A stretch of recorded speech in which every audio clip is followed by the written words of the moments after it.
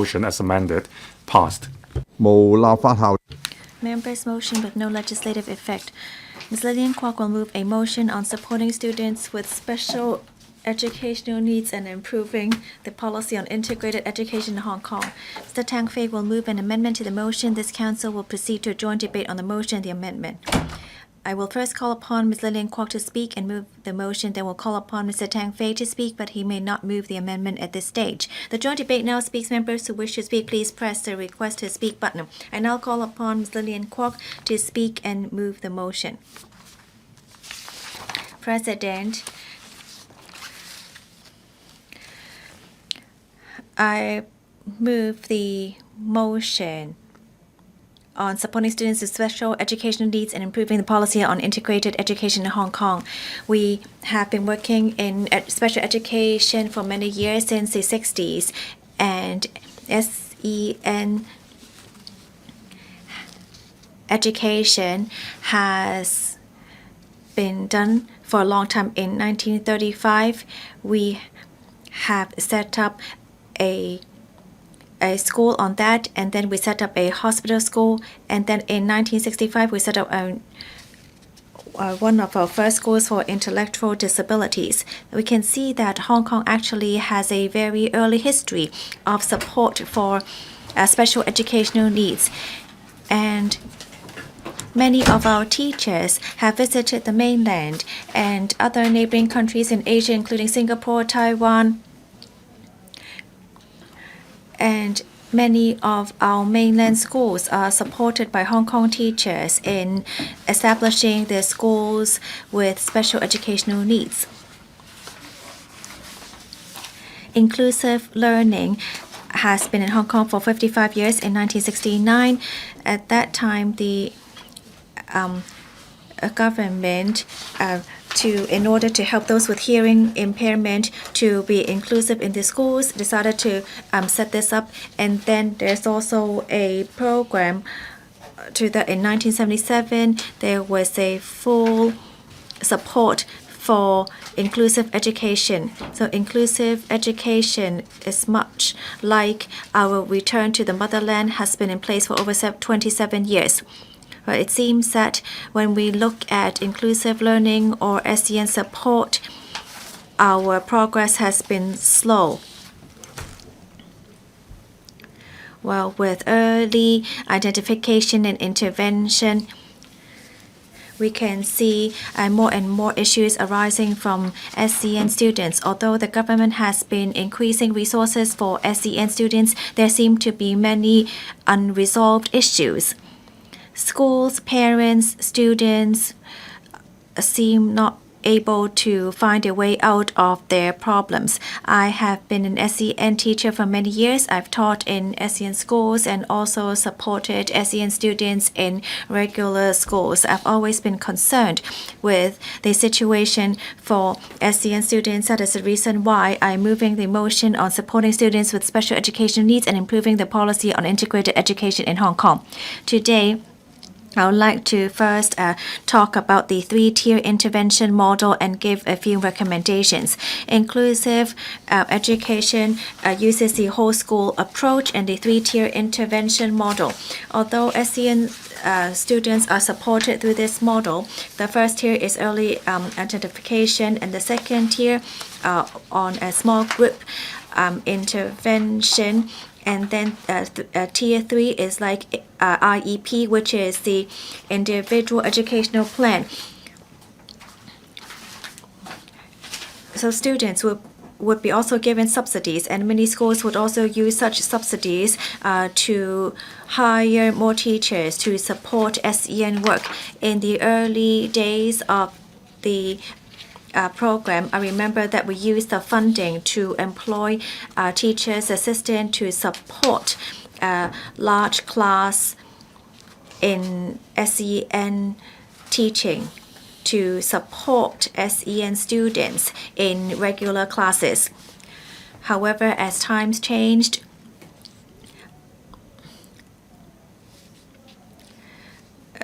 TAs and support teachers spend more time on administrative work or support after class. we should go back to what we have been doing in the beginning to spend more time on these three-tier intervention model to try to solidify their work and not only to waste their time in administration work. I have actually raised many questions in electrical. We actually have 150 million funding in purchasing school materials, but that cannot actually support the first tier intervention. I would like the EDB to look into this very prudently. Should we need to enhance the support in tier 1? Because for ASD students, if we were able to intervene during the golden age, that is before they turn 6, then actually they could recover at least by 50%. And we see that there are many the former vocational schools are still hiring SCN students, but because the EDB has been cutting this across the board, vocational schools still need to get subsidies via the traditional models. However, they need to support all the SCN students in the schools. Within the schools, there's not a lot of funding. Well, in one of the schools, there are 263 students, and 216 of them have been identified with speech language impairment and need support. But then because there is a cap on funding, only 2 speech therapists could be hired, and one would need to support 108 students. In order to better support the students, the teachers, because they teach large classes of 34 students per class, because that school is quite good, so 2 classes became 3, but then as there is a cap on the funding, tier 1 support was inadequate, and many SCN students were not able to receive sufficient support. Teachers need to ask for funding, but that should not actually be the job for teachers. The government therefore should really review the 3-tier intervention model.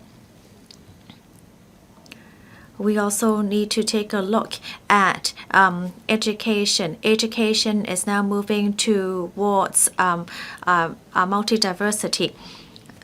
As I said, there have been schools or training schools or technical schools for SCN students. As I said, times have changed and resources have been allocated in different areas. According to a number 4 report in 1990,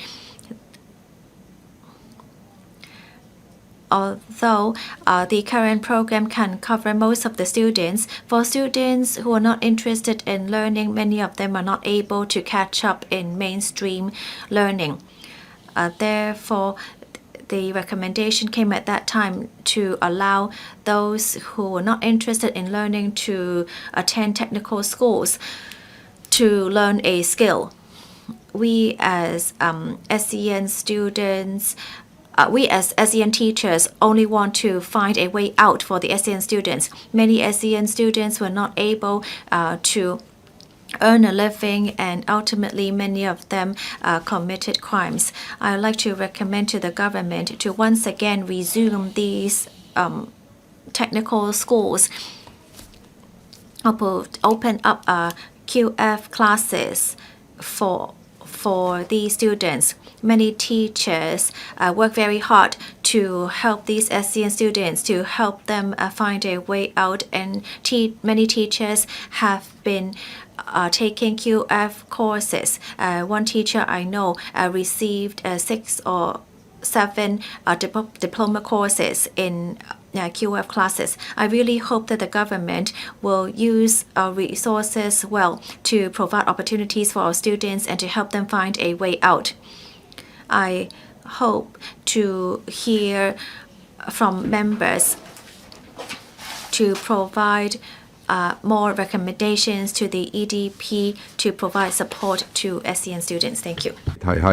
I now propose a question to you, and that is Ms. Lillian KWOK's motion be passed. Mr. Tang Fei. Thank you, President. I thank Ms. Lillian KWOK for moving the motion so that we have an opportunity to debate on supporting students with SEN.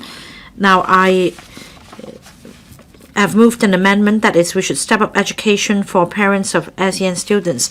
We have a dual track mode. We have students with special education needs. For students with serious impairments, after assessment they may be sent to the special schools. But for some other students, they stay in mainstream schools. In 2023-24, 64,200 students were assessed as having special educational needs. It is entirely reasonable that we should adopt the policy of early identification and support. Now, for some parents, they are able to send their children for assessment at the pre-primary stage, but the majority of parents do not do so.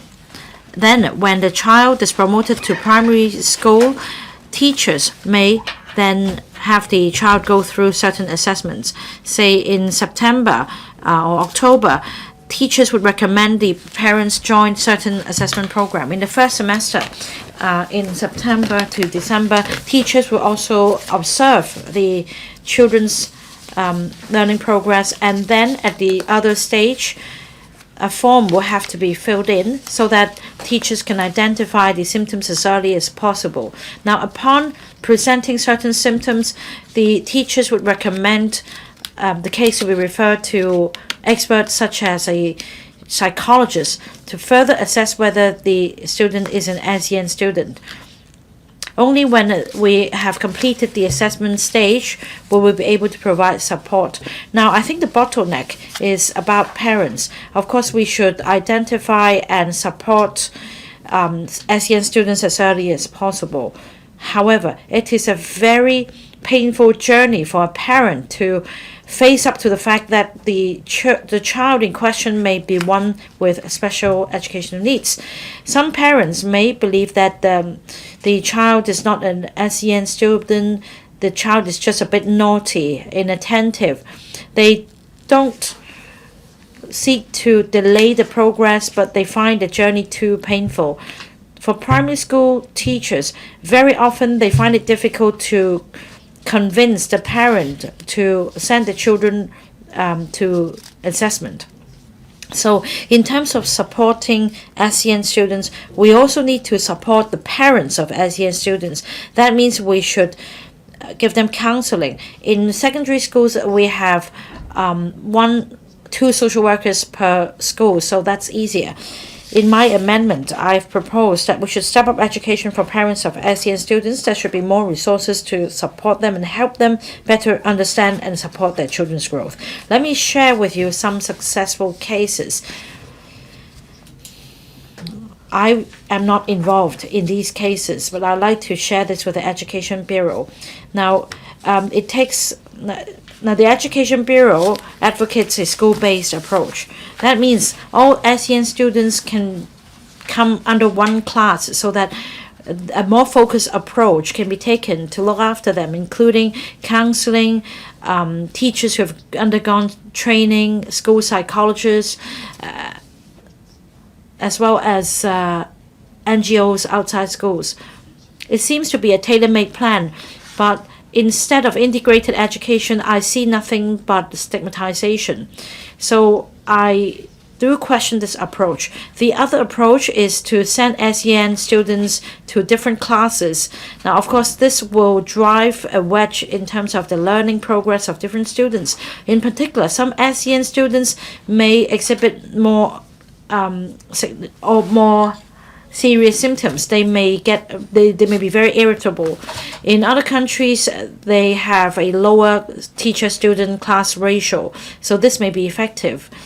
In Hong Kong, however, with a larger class size, it's difficult to promote integrated education. I hope that the government can tell us more successful cases. I urge members to support my amendment. Secretary for Education. President, I thank Ms. Lillian KWOK for moving the motion and Mr. Tang Fei for moving the amendment, stating their concerns and suggestions on the government's integrated education policy. The government adopts a dual-track mode in providing special education at the primary and secondary levels. Subject to the assessments and recommendations of professionals and with the consent of parents, we refer students with more severe or multiple disabilities to aided special schools for intensive support services. Meanwhile, other students with SEN or special educational needs will attend ordinary schools to receive integrated education or IE. IE is based on the spirit of equal opportunities and teaching students in accordance with their abilities. We believe that SEN students have a diversified potential. With adequate support and guidance, they can overcome their learning difficulties, and like other students, they can embrace campus life in mainstream schools. Under the existing IE policy, schools adopt the whole school approach, or WSA, in accordance with 5 principles, that is, early identification, early intervention, WSA, homeschool cooperation, and cross-sector collaboration, to cater for the students with SEN. At the same time, the 3-tier intervention model is adopted to effectively cater for the diverse learning needs of SEN students. Integrated education requires the participation of all stakeholders in schools, including teaching staff, professionals, parents, and students. They should work together to foster an inclusive culture in the school. Students should learn to understand, accept, and respect individual differences, and treat others with care, love, and inclusivity. These positive values will, in turn, promote social harmony and inclusivity. At present, the inclusive culture has taken root in local campuses. We are pleased to see that with adequate support and guidance, many SEN students have overcome challenges and obstacles in learning, and they are learning and growing happily alongside other students and have integrated with society and schools. With greater acceptance to SEN education and integrated education and a more effective identification mechanism, there has been a high awareness in SEN, and the number of SEN students has increased. In 2023 to 24, there are some 64,220 SEN students studying in public sector ordinary schools. We have been providing additional resources and manpower to public sector ordinary schools to implement an empirical-based support strategy and enhance training for special education teachers. We have been promoting homeschool collaboration to take care of the needs of SEN students. Starting from 2017 and 18 academic year, we have rolled out enhancement measures and increased the expenditure on IE from $1.5 billion in the 2017 to 18 financial year to $3.8 billion in year 2023 to 4, representing an increase of 150%, showing the importance we attach to IE. Now, these are the following our work on IE. On resources and manpower, in order that schools can take care of SEN students more effectively and in a more systematic manner, we have created an extra post of special educational needs coordinator in each public sector ordinary school to lead the student support team to continuously plan, implement, and review various support measures and resources deployment, as well as to work in close collaboration with other subject panels and professionals through a multidisciplinary team approach to enhance the effectiveness of support. We have also enhanced the arrangements for learning support grants starting from the 2017 and 18 school year. Students with mental illness have been included in the coverage of this scheme to enable schools to strengthen support for SEN students. And also, from the 2019 and 20 school year onwards, we have consolidated the various offender programs for IE. The learning support grant units grant for Tier 3 support has increased significantly. Furthermore, schools have an additional 1 to 3 regular teaching posts converted or provided on account of LSG reaching the thresholds. With these policy supports, schools may have a more stable teaching force, and schools can strategically deploy LSG according to the principle of individual calculation and holistic deployment. A more comprehensive range of supports can be provided for students, including hiring additional teachers and teaching assistants, procuring professional services, and organizing inclusive activities. Also, additional professionals are provided to schools. The school-based educational psychological services have covered all public secondary ordinary schools. And also, the enhanced SBAPS is provided for public sector. EPs to schools ratio have been increased to 1:4 so as to provide more comprehensive and regular case following up and intervention service for schools and students.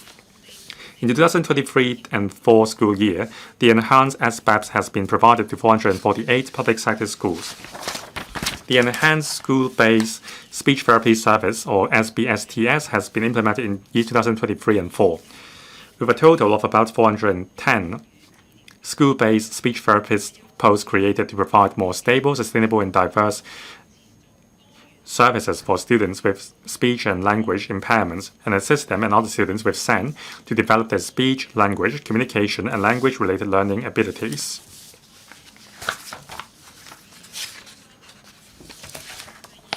Second, professional training for teachers.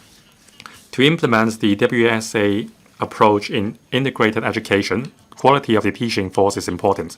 Under the framework for teachers' professional development on integrated education, we offer a 3-tier intervention model to train up teachers. That is, basic, advanced, and thematic courses, or the BAT courses. Training targets are set.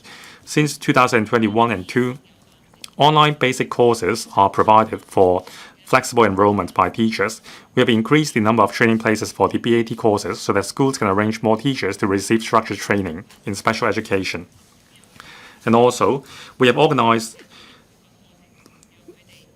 the Professional Development Program for Special Educational Needs Coordinators, or SENCOs, with a duration of approximately 120 hours to enhance the professional competence of new-to-role SENCOs. Concerning pre-service teacher training, we have introduced the guiding framework for teacher education programs jointly with teacher education universities, or TEUs, in 2023. The TEUs have also enriched the contents related to special education of the teacher education programs. The related programs will be vetted by the EDB, and graduates who have completed the programs and fulfilled respective requirements will be deemed to have obtained a qualification equivalent to the basic course level. On cross-sectoral and cross-disciplinary support, we attach huge importance to the development and growing needs of special educational needs children. Under the principle of early identification, intervention, and cross-sectoral collaboration, we have been collaborating the support offered by various policy bureaus. Among them, the Department of Health and the HA provide assessment, consultation, and rehabilitation services for SEN students. The Social Welfare Department provides preschool rehabilitation services and also help the family members of SEN students to take care of their needs. The EDB provides learning support to unleash the development potential of special needs children. Also, we have been working closely with other sectors to enhance the synergistic effect and strengthen school support for SEN students. For example, we have been collaborating with NGOs to arrange multidisciplinary counseling for students at schools. For schools with autistic spectrum disorder as to develop their learning abilities, social skills, and emotional adaptability. And we have invited special schools with rich experience in supporting students with special needs to become special schools cum resource center under the school partnership scheme. Through sharing of experience and supporting skill and temporary placement, special schools cum resource centers provide support and training to teachers in ordinary schools and help them take care of children with intellectual disability. Fourth, on transitioning and life planning, we have set up a collaborative mechanism with the Social Welfare Department and HA so that when preschool children with SENS need are graduated from kindergarten, they can transition smoothly to primary schools.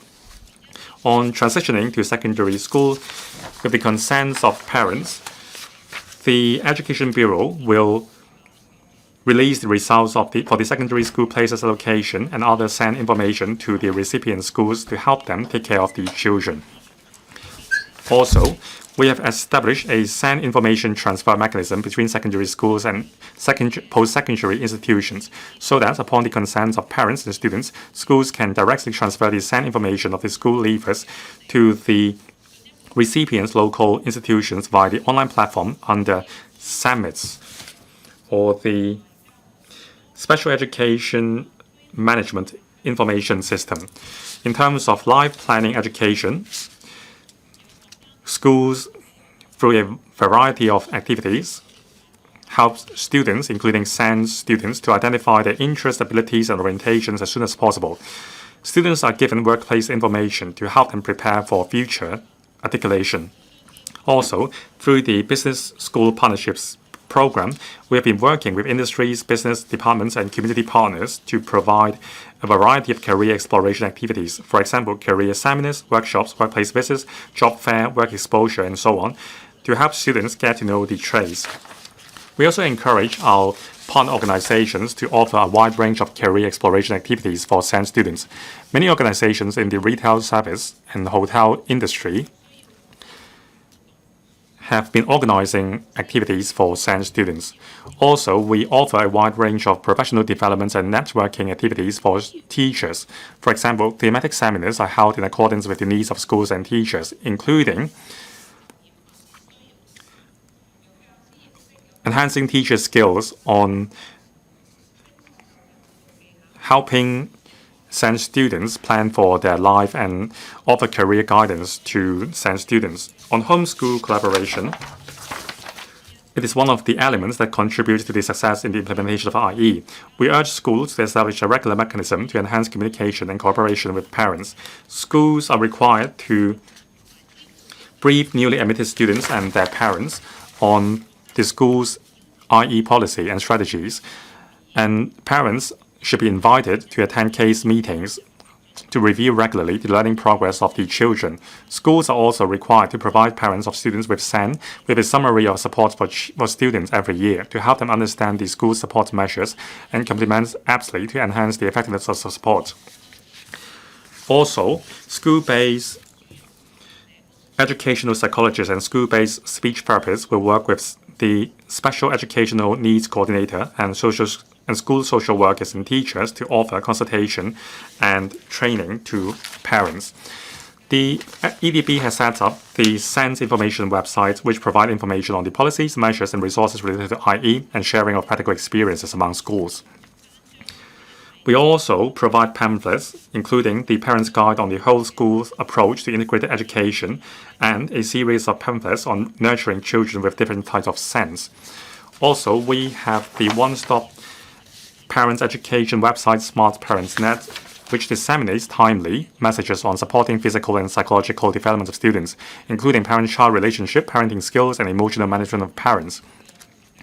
The website also provides parents with practical information on supporting children with SEN. This helps them establish good parent-child relationship and nurture children's development. In conclusion, we attach huge importance to the welfare of SEN students. We have been allocating additional resources and implementing enhanced measures to provide them with a wide range of comprehensive support services. Schools are encouraged to adopt various supporting strategies to take care of the diversified learning needs of students and assist students with different abilities to pursue multiple pathways, helping them become independent students who are capable of rising up to challenges in life. Thank you. Mr. Chan Kim-Paul. Thank you, Deputy President. In recent years, schools, parents have better understood the needs of SEN students. In 2023-24, over 64,000 students with special educational needs were enrolled in mainstream schools. I support Ms. Lillian KWOK's motion. We should improve the policy on integrated education in Hong Kong to ensure that SEN students can be enrolled in normal or mainstream schools. 40% of all teachers in Hong Kong have undergone at least 30 hours of training for SEN students. Now, there is a surge of SEN students' admission in mainstream schools, and this poses a lot of pressure on these teachers they even for trained teachers, they find it very difficult.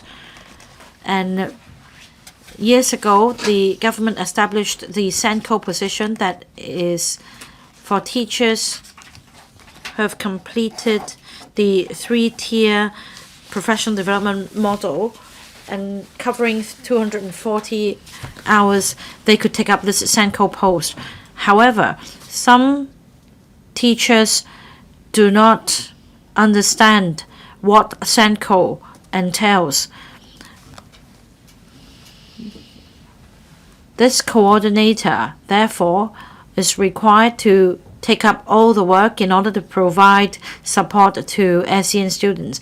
In the past decade, the government devoted a lot of resources to support SEN students in mainstream schools, including increase in subvention to the schools, and yet we continue to see a lack of support. For example, there is a lack of professional support. These professionals don't stay in the schools for too long. There isn't sufficient time to discuss with teachers and students.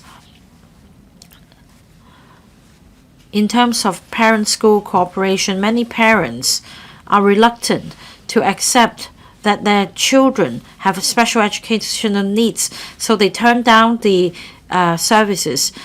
Without support from the family, the only pillar is support from schools. More training opportunities should be provided to teachers on integrated education so as to better support the students, as teachers will be equipped with the necessary knowledge. This should be made a mandatory course for induction training or pre-service training for teachers, so that even before they join the profession, teachers will know how they should support SEN students so as to equip them with the knowledge to tackle challenges. There should also be workshops, parent seminars, and workshops to teach them about the basic skills. We should foster homeschool cooperation. We should also enhance support to educate parents about special educational needs. We should also educate the public to enhance the acceptance of SEN students in mainstream schools. We need to improve the policy on integrated education in Hong Kong. We should make tailor-made plans for SEN students to suit their needs so that they can fully give play to their potential. Mr. Benson Loke. Thank you, Deputy President. I thank Ms. Lillian KWOK for moving this motion on supporting students with SEN and improving the policy on integrated education in Hong Kong. I also thank Mr. Tang Fei for his amendment. According to the statistics provided by the Education Bureau, for ordinary public sector schools in 2023-24, over 64,000 students with special educational needs were admitted. Some 48.3% of them were primary students, 51.7% were secondary school students. In terms of the total number, SEN students increased by 31% in 2023-24 comparing to 2018-19. So that's a significant increase. In light of this apparent upward trend, the government should provide more support. Education Bureau supports the setting up of a support group in each school so that adopting a 3-tier model, we can provide support to necessary students. The 3 tiers involved assessing the different learning needs of students. The first tier is to take a whole class approach to look after students with special educational needs. The second tier is a more focused support for students who have persistently shown difficulties in learning. For the third tier, one-on-one support and enhancement courses should be provided to these students. There are challenges to implementing integrated education. According to the teaching profession, it's up to the schools to decide the level of support given to SEN students. Many students whom they believe should be on the third tier are classified as the second tier because of resource constraints, and that means they are not given the sufficient necessary support. I also learned that some schools may not have the necessary personnel or teaching resources to help students with needs. There may not be sufficient resources to classify them into different tiers. And I'd like to make 3 points. First, policies and guidelines should be formulated. A framework on integrated education should be set up so as to allow the admission of SEN students in mainstream schools as far as possible. At the same time, teacher training should be enhanced. We need to make sure that these teachers will be able to help SEN students. For parents, teaching materials should be provided so as to strengthen communication and enhance family-school cooperation. The government should also publicize the importance of integrated education. That means the government should promote to the public the different levels of integrated education. The government should instill the correct values in the community about how we should treat students with special educational needs so as to enhance mutual understanding, so that the peers will be able to provide support and to reassure parents. Last year at the panel on education meeting, I asked the administration to pay attention to the development of social skills of SEN students, especially those living in residential care homes. Some SEN students are unable to take home leave often because of their physical conditions. They are care home bound. There should be more collaboration with the business sector. There should be more programs for schools and students to reach out to the community. Subsidies or financial incentives should be provided to business entities and NGOs so that with their support we can help SEN students integrate into society. Mr. Kenneth Leung. Thank you, Deputy President. As a father, I understand that each child is different. Each one has different abilities. Some children may find it difficult to learn. According to government statistics from 2023 to 2022 to 2023, there were 64,000 SEN students, about 10% of the entire student population. Whether it be dyslexia, attention deficit, or autism spectrum disorder, these students only are not used to the regular teaching method. As long as we can provide them with support, they can also learn along with mainstream students. It's just attributed to whether resources are enough. Therefore, I support Ms. Lillian KWOK's motion in supporting students with SENs. Currently, a 3-tier intervention model is adopted to support SEN students. However, reality shows that inclusive education gives rise to many problems, such as teachers having a heavy workload and difficult to support the individual needs on SEN, and there are not enough therapists. The waiting time for those who are before 6 is quite long, yet the support is comprehensive. However, once the child reaches the age of 6, then they will need to go into mainstream schools, and the support, however, would be less. Recently, research shows that parents of SEN students witness a 70% of those people being very stressed out. Inclusive education expenses reach around 30 million, yet parents do not find it useful. We really should review the reasons for that. Students should be heavily supported, yet mainstream schools could not tailor to individual needs. The EDB earlier mentioned that technology would be used to support students, schools, and parents, especially for those with special education needs. However, there is no mention of a timetable in the paper. There actually is a lot of technology being used in education.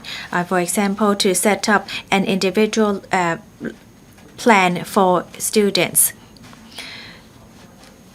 The government should support parents in the introduction of such a plan and to invest more in technology. Learning is very important to children, and the earlier we provide support, the more they will be able to learn. Many parents share that it is already very exhausting to take care of SEN students, and it's very difficult to work together with schools to enhance parent-school cooperation. Can we provide them with more support, such as providing training for students to find their capabilities? Many SEN students may not be strong in learning, yet some of them may be very sensitive to hearing, or they can concentrate well in certain areas. Schools should try to find their special skills to help with their lifelong planning. Parents are very concerned with their children's future. We could try to provide a technical and vocational training for these SEN students. Providing equal opportunities and teaching students in accordance with their abilities is something we need to practice. SEN students may be a bit slow in learning and growth, but as long as we are able to provide them with support to help them in their individual education plans, I'm sure that they, like other students, will continue to grow and become the pillars of society in the future. Thank you. Dr. Tan Yueheng. Thank you, Deputy President. For years, the government has been providing support to SEN students. This shows the importance the government attaches to such students. However, there is still room for improvement. From 2023 to 2024, there are about 64,000 students with SEN needs in mainstream schools. Well, compared to 2018 to 19, it's a threefold increase. And having these SEN students in mainstream schools may bring a heavy workload to teachers. To better cater to the needs of these students, then the government, schools, and society must all work together to help these SEN students provide more resources and opportunities. Therefore, I speak in support of Ms. Lillian Kwok's original motion and the amendment made by Mr. Tang Fei. Well, the government and schools should place more importance on the support to SEN students to provide them with much needed support. First of all, to provide for teachers adequate training to teach them to identify SEN students. The success of SEN teaching relies heavily on teachers' training. For teachers who have not received such training, then they would not know how to address the concerns of SEN students. Therefore, more resources should be put in the training of teachers to try to enhance their skills in teaching and supporting SEN students. And this should actually be a prerequisite course for all incoming new teachers. And we should also provide continuing education courses for on-the-job teachers. Secondly, to provide an inclusive culture in schools. On one hand, the government should provide clear guidelines in information on SEN students, on the SEN framework, so that parents of SEN students can better choose the most appropriate schools for their children. And there would not be any bullying on the campuses. There should also be a complaint mechanism to ensure that students would not be rejected a place without a reason. And schools should also promote an inclusive culture and encourage students and teachers to adopt a caring environment and to ensure that those people would not be stereotyped. The government should also raise awareness in the public. And thirdly, to adopt technology to support SEN students. IT should be adopted in education. It's already widely used, and statistics show that IT can also help meet the insufficiencies in education, and to provide or create videos or some other technology or software to help teach SEN students. This can really improve the growth of SEN students. The government should also provide more funding to SEN schools to provide them with more well-equipped devices to support the SEN students. I so submit as supporting both the original motion and the amendments. Dr. Chow Man Kong. Well, in 2023 to 2024, in all the public, primary, and secondary students, there were about 64,200 SEN students in all the mainstream schools, which is about a 30% increase from 2018 to 19. And looking at the figures from the Labor and Welfare Bureau, we see that there are about 15,000 cases that at the Child Assessment Center. So that means that SEN students account for about 9.4% out of the 85,000 students in Hong Kong. We are talking about the impact it has on all these families and on all those mothers, and how much impact it's had on the society. I speak in support of Ms. Lillian KWOK's original motion to give us the opportunity to discuss the strategies for SEN students.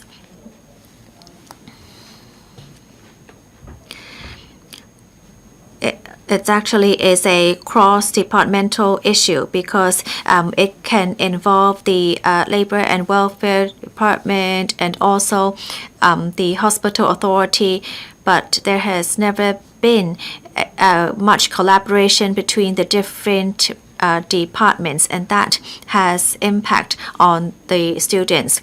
I believe that we must first have a cooperation between schools, parents, and the medical sector. SEN students need to be supported to help with their growth, and that would also be conducive to their learning, and parents would find it easier to take care of these children. Schools cannot adapt to all the needs of SEN students. Even though funding has been increased, students and parents still find it difficult. Therefore, SEN students and parents would need to go for private services. Parents do not know how to mobilize the support or funds by the government. I have browsed through the program sense of the EDB, but there is not much information. what parents can do only is to Google it. In order to provide more support to SEN students, there must be higher transparency. Many organizations, both profit and non-profit, provide different layers of support. The government said that information given by the private sector will mislead the public, but this is very irresponsible of the government. All these services come at different fees. Parents find it hard to identify which one is most appropriate for their child. In Singapore, there is a very detailed information on each disability or disorder, and they will be able to identify where they need to seek help. In one of the oral questions last year, we found that many kindergartens, primary schools, or secondary students did not disclose what kind of support they provide to SEN students. And this actually cannot help parents pick the best SEN school for their child. The government should provide the relevant information to the parents to ensure that parents can make the best choice for their children. I've also reiterated quite often that there are only 38 part-time teacher diploma courses and 130 hybrid courses for SEN education. That is totally inadequate. I hope that in the upcoming 3 years, the government could create or open up more courses for teachers. Thank you. Professor William Wong. Thank you, Deputy President. I thank Ms. Lillian KWOK for moving this motion on supporting SEN students and improving the policy on integrated education in Hong Kong. I also thank Mr. Tang Fei for his amendment. With the advancements in technology, many countries and places have employed innovative technology in developing learning and teaching tools for SEN students. Ministry of Education in various countries have been subsidizing these services. For example, the Ontario province in Canada provides a special allowance on educational tools for SEN students. Besides subsidizing schools to procure software and hardware, schools are also supported to provide training to teachers. Technologies are applied in various aspects of SEN education. Now, in Hong Kong, the Education Bureau is establishing various digital learning platforms and digital educational games to help SEN students to acquire skills in terms of social skills, learning, and emotional adjustment skills. I also support enhancing the usage of AI to help SEN students in two areas. First, with game as a media, combined with AI, individualized and customized learning experience can be provided for SEN students. With AI, we can analyze the style of learning suitable for the SEN students. By taking into consideration the individualized difference of SEN students, games can be designed to help SEN students learn. The AI can analyze the performance of the SEN students in the game and provide real-time feedback and support. Parents and teachers can understand the strengths and weaknesses of the SEN students from the game and adjust their strategies and learning pace accordingly. AI can also be combined with MR, that is a mix between virtual and augmented realities, to provide an immersive learning experience for SEN students. They can learn abstract concepts in the virtual setting. We have to help teachers understand how educational games work so that they can be more efficient in helping SEND students. Also, many SEND students require psychological counseling services. I suggest creating an AI chatbot for SEND students. AI can serve as online counselors to support the mental health of SEND students. Behavioral and emotional data and information can also be collected for the analysis by professionals. It will enhance the handling of case. The AI chatbot can operate around the clock.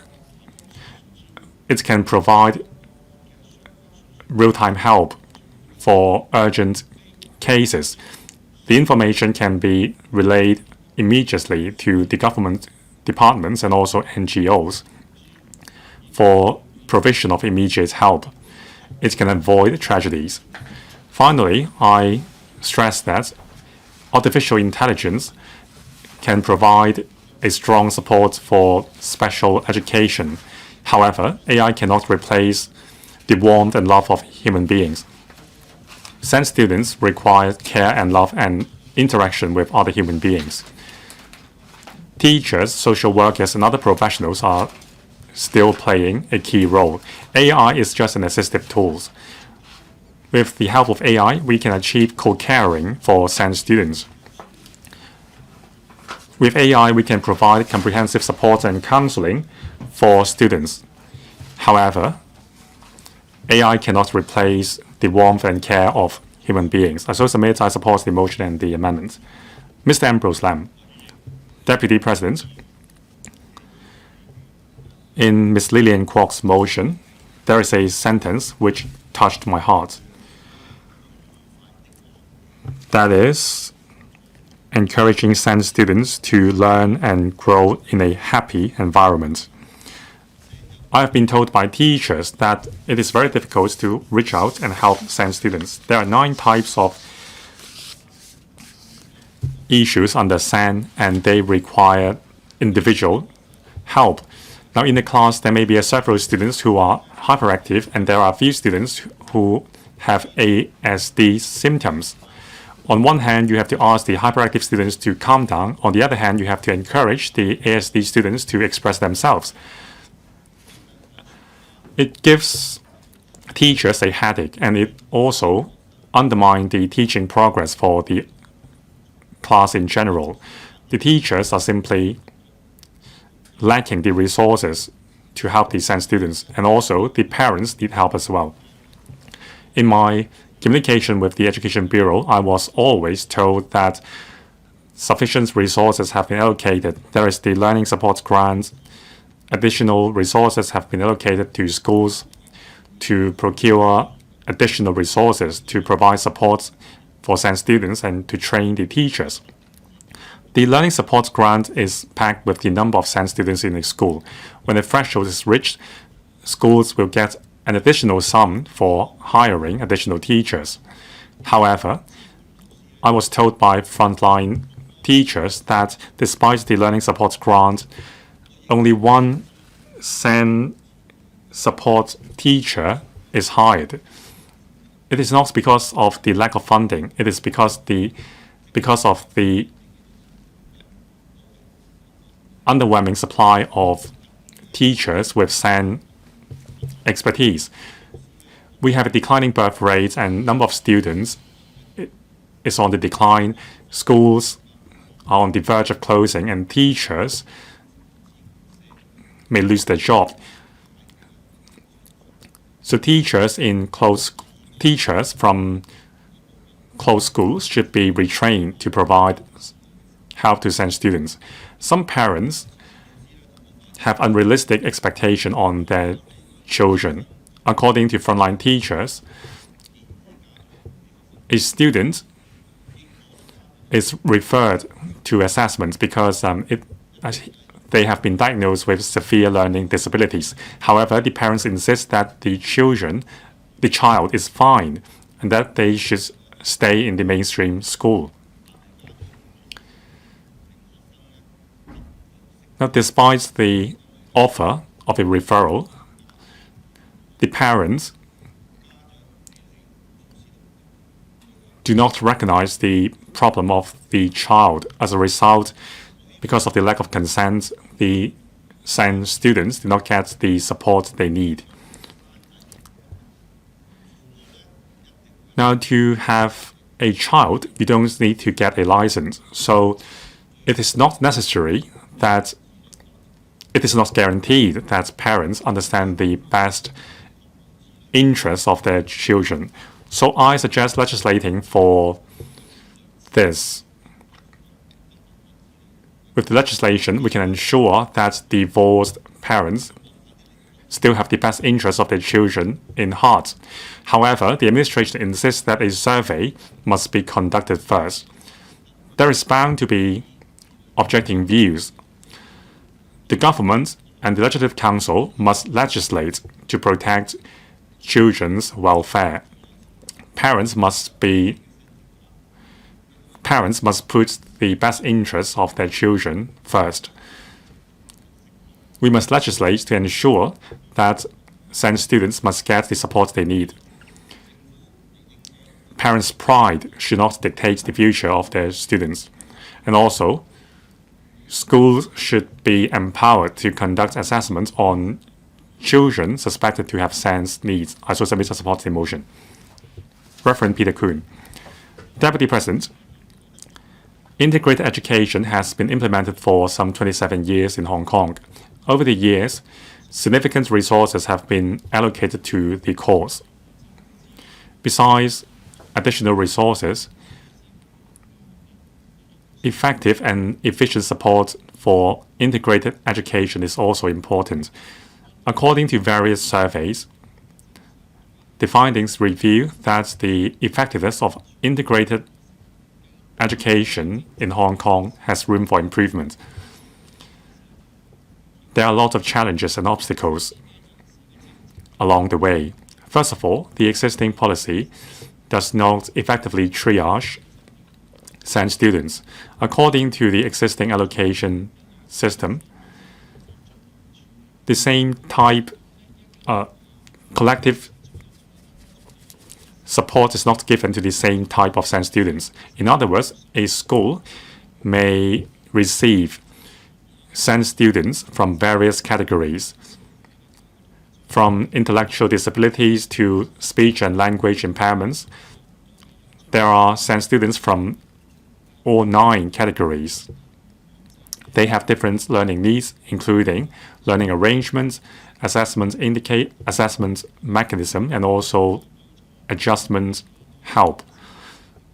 If there are several types of SEN students in a single school, the school will not have sufficient resources to provide targeted support for these students.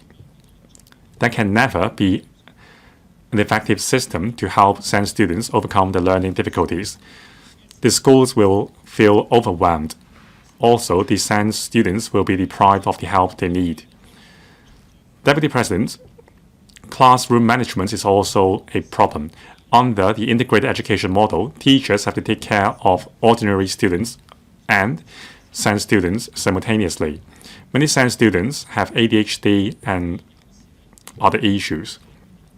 Sometimes they can't help leaving their seats, creating nuisances and disrupting class orders. Teachers can't teach in a focused manner, and also SEN students will become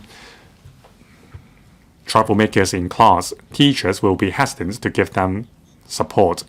It would defeat the purpose of helping teachers and students learn to respect individual differences.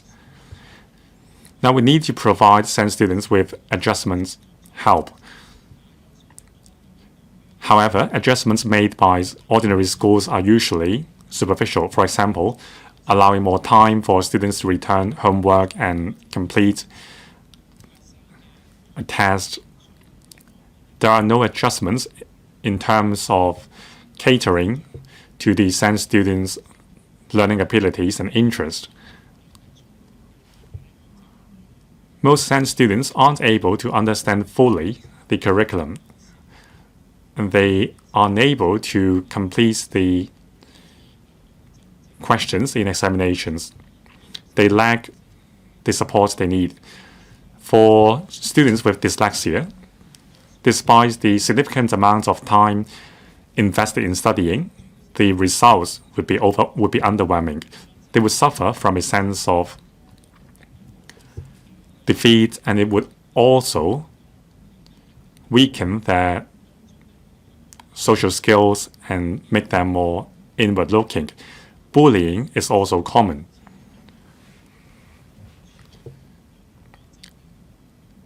Does the existing integrated education regime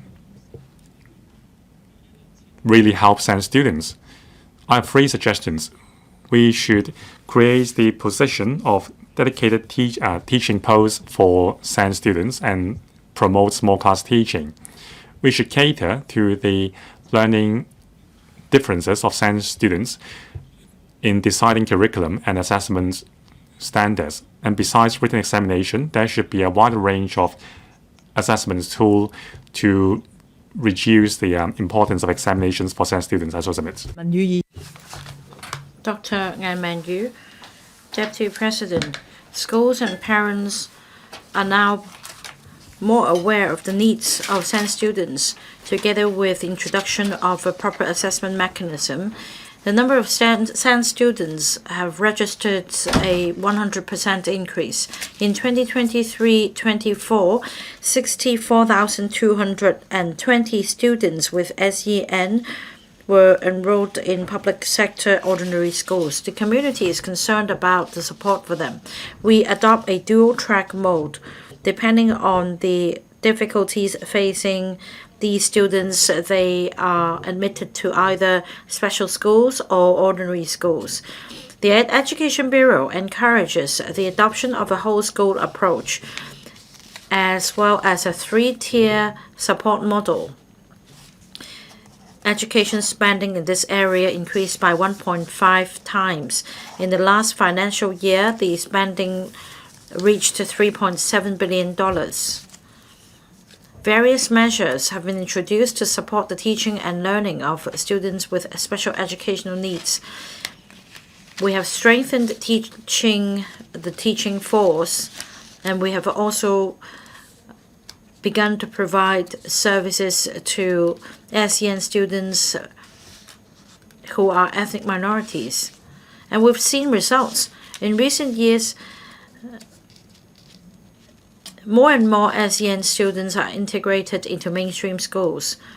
However, there are still problems such as the high wastage rate of SEN teachers and other youth problems. In public sector schools, 54% and 44% in primary and secondary school teachers respectively received relevant training on SEN students. So the percentages are on the low side. At the same time, the wastage rates continue to go up. Around 2,000 teachers have left the teaching force, and that represents about 5% wastage rate. The number is still on the rise. In 2023-24, the percentage stood at 8%. Despite recruiting new blood to the teaching profession, the vacancies have still not been filled. So there is a brain drain in the teaching profession affecting the quality of teaching. For employers in general, there is a lack of understanding of the capabilities of SEN students. SEN students find it very difficult to get a job. Training in schools mostly tackle the learning difficulties of SEN students. As for vocational and technical skills schools, they mostly enhance the vocational skills of SEN youth, but they do not do enough to help them develop their career. I believe the 3-tier support model for SEN students should be revamped. Subsidies should be provided as in the schemes for NCS, non-Chinese speaking students, and new arrivals. The government should also review the scope of subsidies and the mechanism to cope with the surge in the number of ASEAN students and the needs stemming from the surge. There should be more support for the teaching profession to lift pressure off them. There should also be targeted measures to tackle the brain drain in the teaching profession.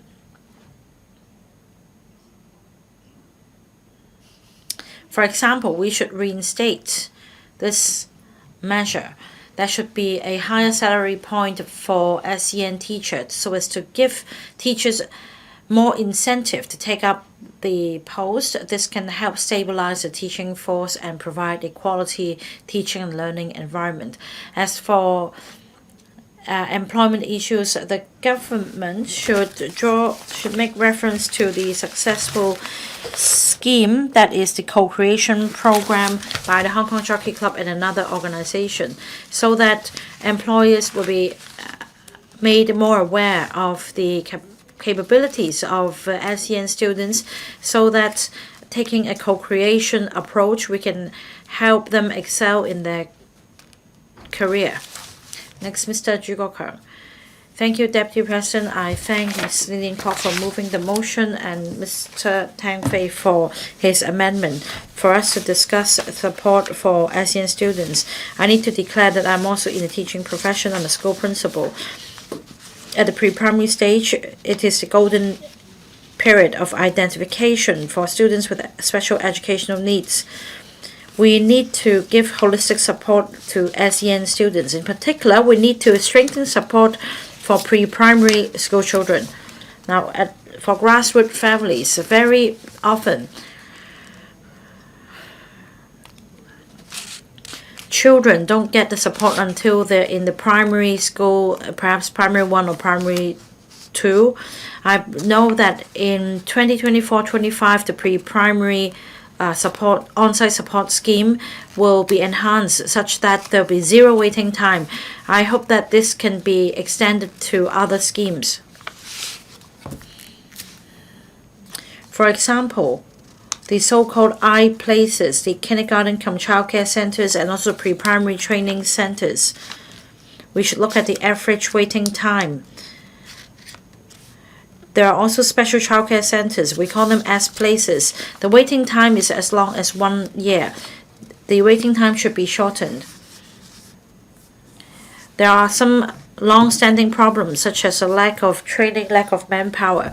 There is a subsidy, but the 3-tier model and the subsidy do not apply to kindergartens. For primary and secondary schools, they have the Senko post. Now, schools or kindergartens may arrange for teachers to take up this special duty, but because of resource constraints, kindergartens are unable to deploy more resources to look after ASEAN students. Kindergartens are not in a position to offer competitive salary package to kindergarten teachers. Some ASEAN students require one-on-one personal care. Even school principals sometimes need to take up the post of teaching assistants in order to look after these children. The government should provide additional subsidy for kindergartens which have admitted ASEAN pupils. There should be strengthened training for teachers as well as ramped up parent education so as to identify needy children at an earlier stage. According to the Education Bureau, last year, for public sector ordinary primary schools, 11.2% of students were ASEAN students, and the number is on the rise. Although the government advocates a policy of integrated education, taking a whole school approach, we still need to look after ASEAN students. I've learned from parents that for students with moderate intellectual disability, the students are forced to study in a mainstream school, and under the integrated education approach, 4 students are put in the same group, but there is a lack of resources. In the end, they face the same learning difficulties. We are neglecting their learning needs. We're not supporting the development. The government should deploy more resources and for schools to provide more special school places to give adequate support to ASEAN students. I believe that we should accept, respect these students so that we build an inclusive culture for them to contribute to Hong Kong and our country. I support the motion and the amendment. Professor Priscilla, I speak in support of Ms. Lillian KWOK's original motion on supporting students with special educational needs and improving the policy on integrated education in Hong Kong.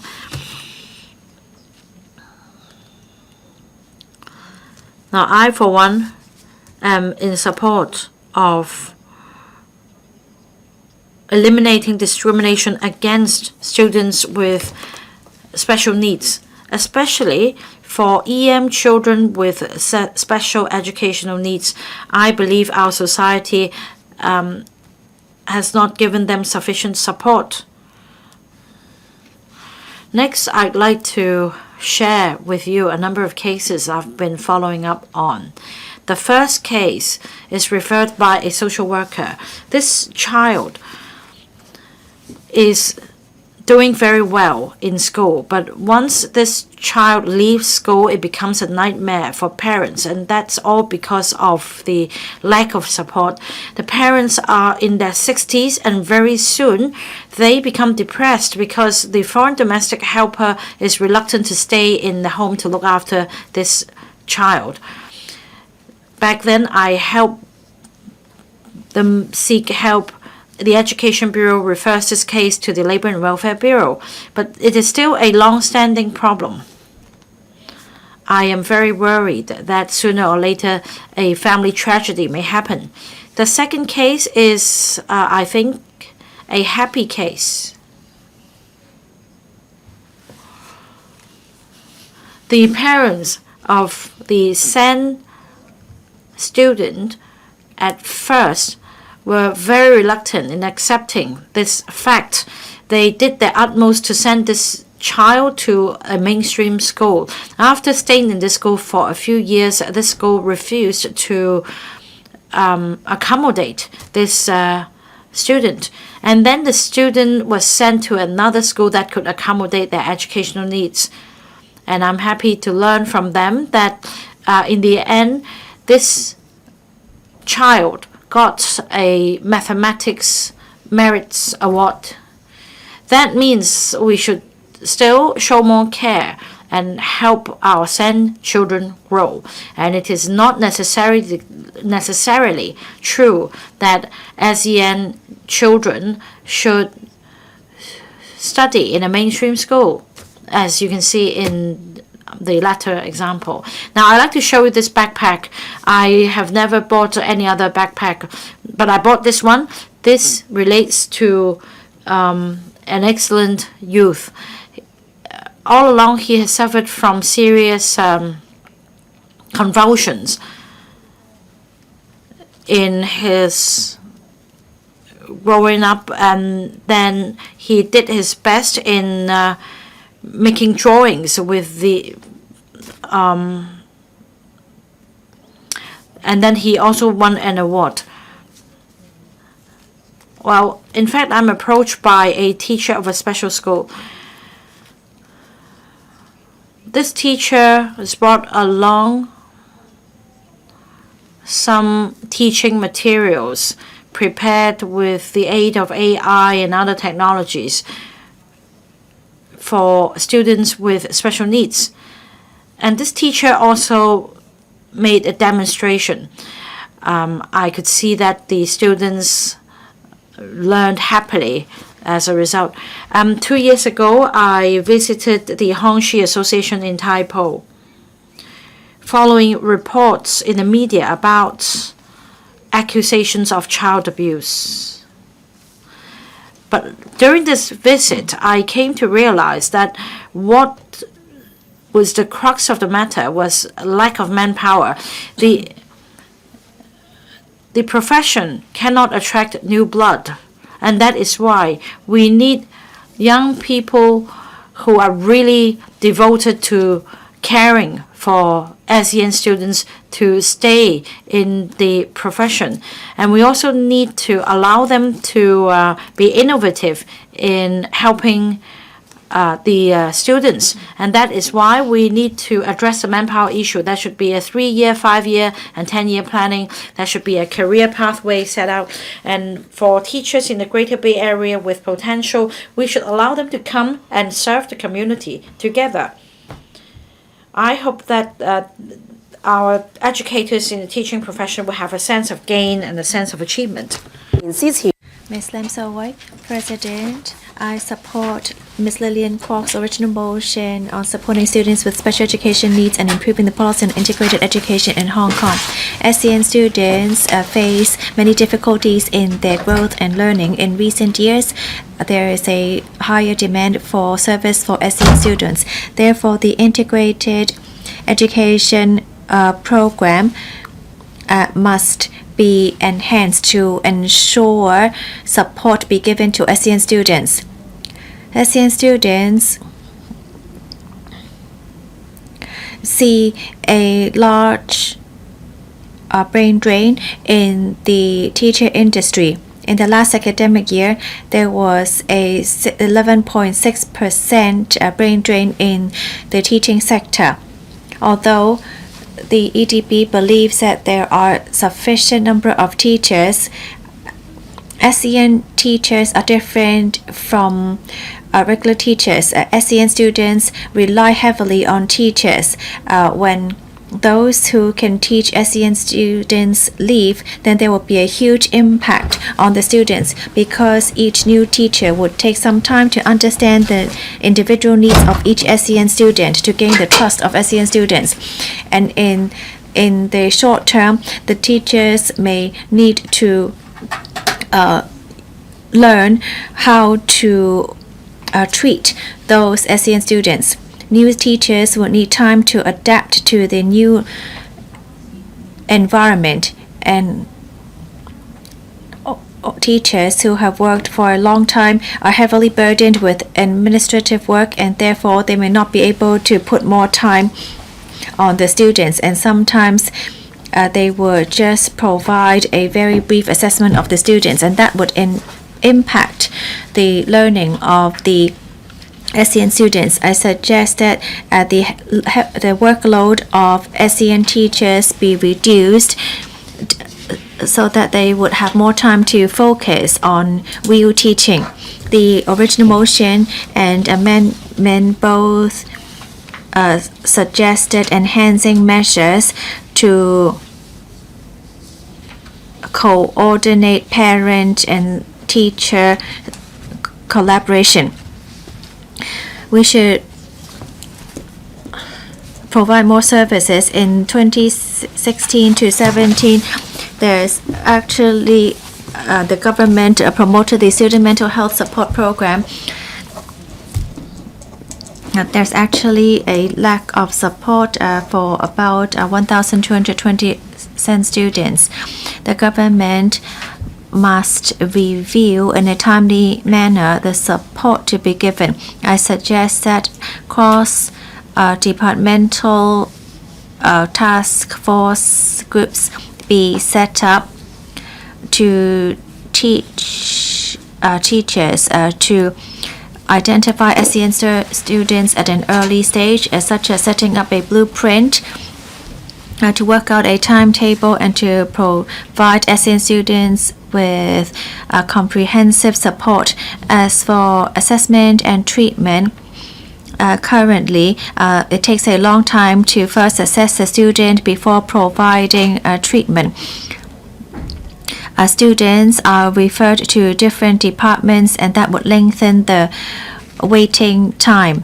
I suggest a mechanism be made to share information between the departments and to introduce diversified SEN treatment methods. The existing ones or the existing measures already cannot support the SEN students. We see that with technology, they can use such to provide a better feedback for the parents. And lastly, in supporting SEN students to find jobs after they leave school, there should also be an integrated approach. I'm happy to see that there's actually a designated team to support the SEN students, to step-by-step support them in becoming independent and to integrate into society. I support the original motion and the amendment. Ms. Doreen Kong. Thank you, President. I speak in support of Lillian KWOK's original motion. In recent years, there's been an increase in the number of SEN students. From 2018 to 19, the number of students have risen from 40,000 to 64,000 in 2023 to 2024, and there's an increase of 30.8%. Integrated education program has been introduced for over 20 years.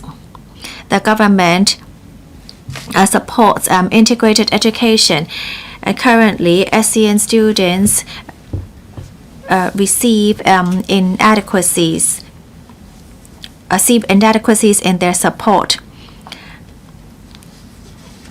Mainstream schools cannot really support SEN students, and a lack of support would indirectly give rise to bullying. SEN students would then find it harder to integrate into campus learning. In 2023,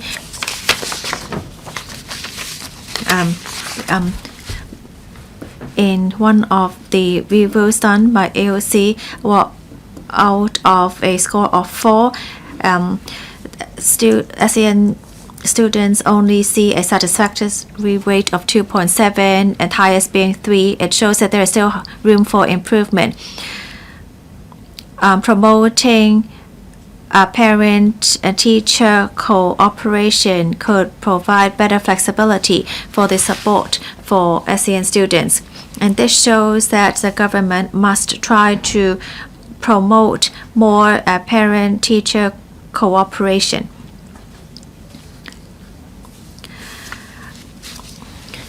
In the promotion of integrated education program, about 80%, 60%, 70% of them believe that courses are difficult, there's a lack of manpower, and that the courses are not adequately taught. There's also a huge brain drain in the teaching sector, and last year we have seen a loss of 6,700 teachers. Many of the teachers are experienced teachers. In 2023 to 2024, SEN teachers have seen a loss of about 10%. That leads to a heavier burden on existing teachers.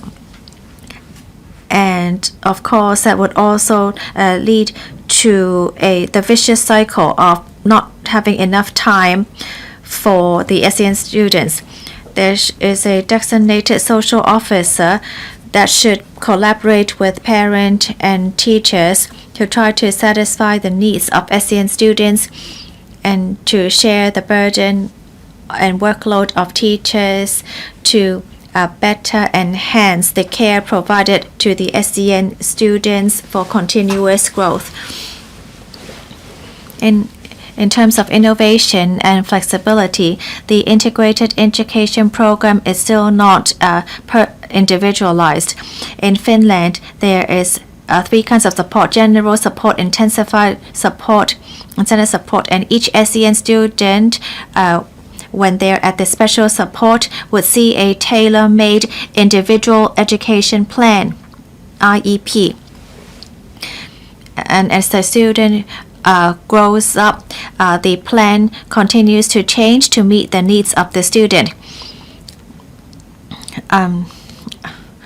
We could actually identify partners on the mainland and overseas schools to work in exchanges to learn from others how to better cater to the needs of SEN students. I believe there is a need to follow 4 main principles. 1. Effectiveness. 2. Efficiency. 3. Social justice. And 4. Resources. Only by doing that we'll be able to help ASEAN students to grow and become future pillars of our community. Thank you. Dr. Starry Lee. President, first of all, I'd like to thank Ms. Lillian KWOK and Mr. Tang Fei in moving motion on supporting students with special educational needs and improving the policy on integrated education in Hong Kong, and moving an amendment to give us the opportunity to discuss how to better support ASEAN students. I remember the first survey I did was how to support ASEAN students when I first joined the LegCo, and we invited the academia to help us, and we met with legislators at that time to discuss this issue. There has been increasing resources on the training of teachers and training of therapists. But listening to the debate, we know that there's still a lot of room for improvement. There is a higher number of ASEAN students, but that is not because of the EDB. There are many reasons for the rising number of ASEAN students.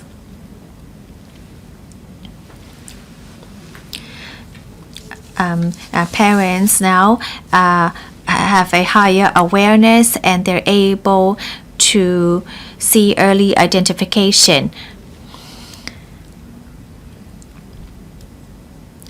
And that's one of the reasons why we have seen an increasing number of ASEAN students.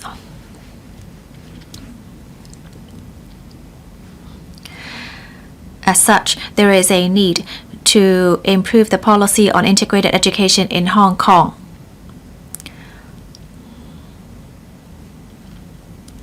There is a need to help the increasing number of ASEAN students. At the same time, the population is decreasing.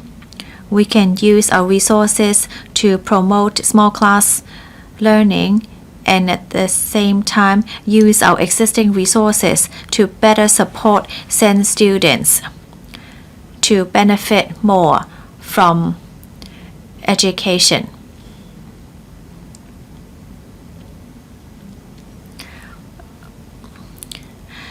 Families are also becoming smaller with higher divorce rates.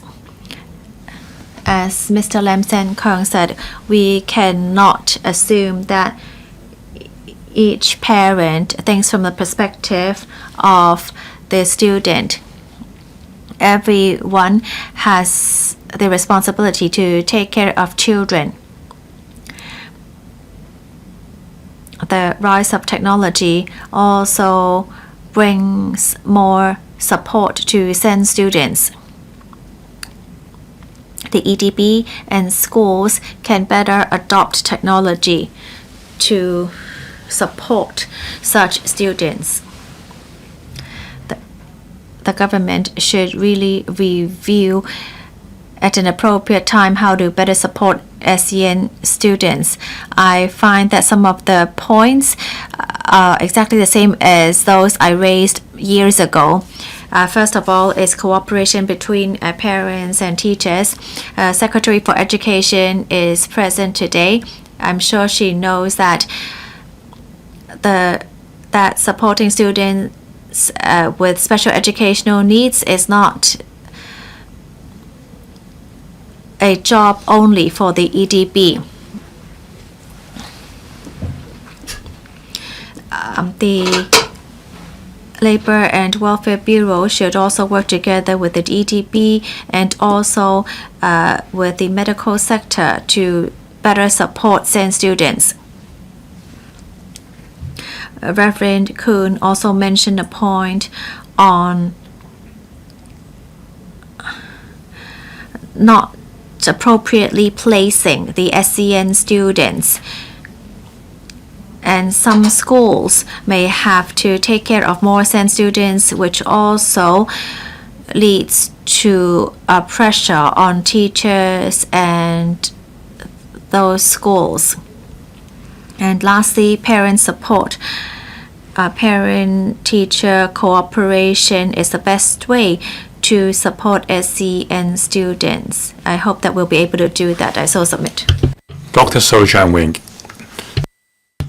Thank you, President. In the 2023-24 academic year, the number of SEN students studying in ordinary public sector schools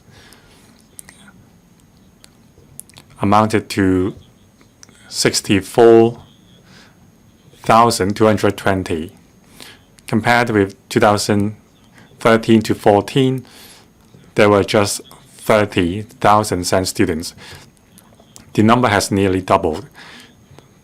The increasing number of SEN students is not matched with increase in the number of SEN teachers. In year 2021-2, the attrition rate for SEN teacher was 9.4%. It represents the urgent demand for SEN teachers under the integrated education model. I support the motion moved by Ms. Lillian KWOK. The administration must adopt a multi-pronged approach in enhancing the integrated education program. There must be better training for teachers and also homeschool cooperation to cater for the needs of each SEN student and their parents. Starting from 2017-19, the Education Bureau has been gradually creating an additional post of SEN coordinator in each ordinary schools so as to provide targeted support for students. However, there is a shortage of supply of such teachers. Many of these teachers only dedicate half of their working hours to helping SEN students. They need to spend the rest of their working hours on administrative works. Some school principals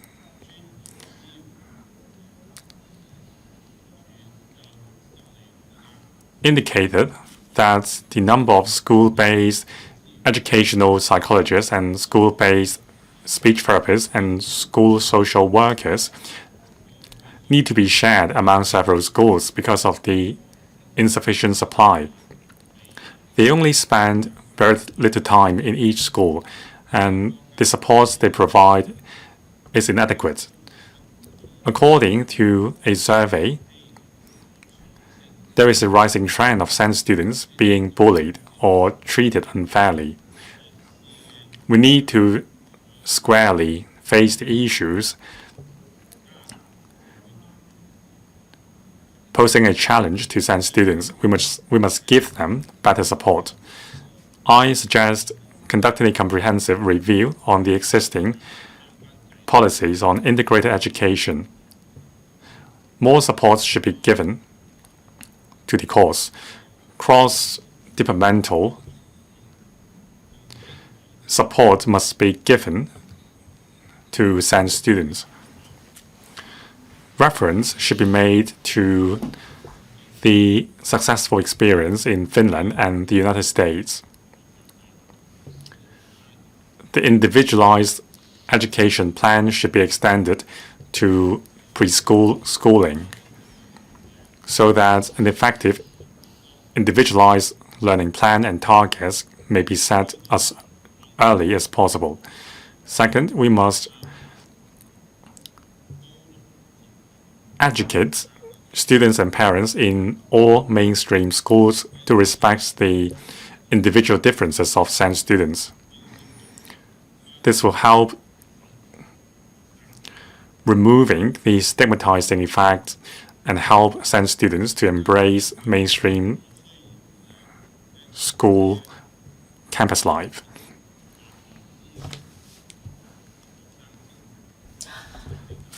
The one-off grant and also information on parent education should be disseminated to carers. We must reduce the pressure on the shoulders of carers. I so submit. Mr. Kenneth Fogg. Thank you, President. I'm grateful to Ms. Lillian KWOK for moving today's motion so that I have 5 minutes to tell the government and the public what the cultural and sports sector has been contributing to the cause. I thank the Secretary for being here with us today. I believe that we all agree it is our social responsibility to provide a positive environment for the growth of SEN students. I agree with the motion. We have to nurture SEN students to become the new force of growth for society. Now we have a dual-track educational model. We have mainstream schools and also special schools.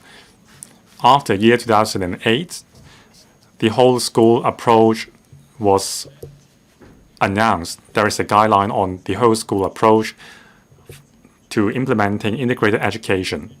Individualized support should be given to each SEN student. The recurrent expenditure has been increased to $3.85 billion. I've heard many views that the results are underwhelming. Now, with the cut in educational resources and the high attrition rate of teachers, the challenge is ever greater. Now, the number of SEN students in ordinary schools amounted to some 67,000 persons, some 9%, accounting for some 9% of the total number. It is a huge issue. Now, given the shortage of space in school premises and the large classes, it is very difficult for teachers to cater for the individual needs of SEN students. Now, the attrition rate of teachers has risen from 3.4% to 11.6% in a few years' time. We can't increase the supply of teachers in the short interim. Now we should consider combining art therapy with the conventional school-based support. I've reached out to some organizations providing art therapy. Through art intervention, SEN students can undergo therapy. Children who were not able to speak after receiving therapy treatment became an artist. They even created an art book for other SEN students. Now, students studying in special schools with mild autistic spectrum disorder focus on dancing training.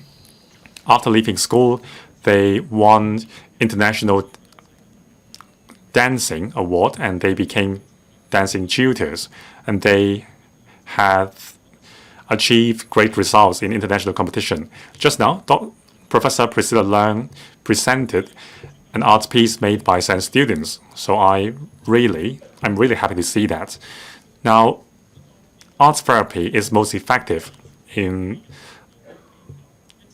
preschool, in the preschool stage. The art and cultural sector should be involved in helping SEN students while reducing the pressure on the parents. Schools should be given more options in procuring professional services. Art therapy should be made an option. What about places outside Hong Kong? Many articles in the Western world finds that art therapy is effective in helping SEN students.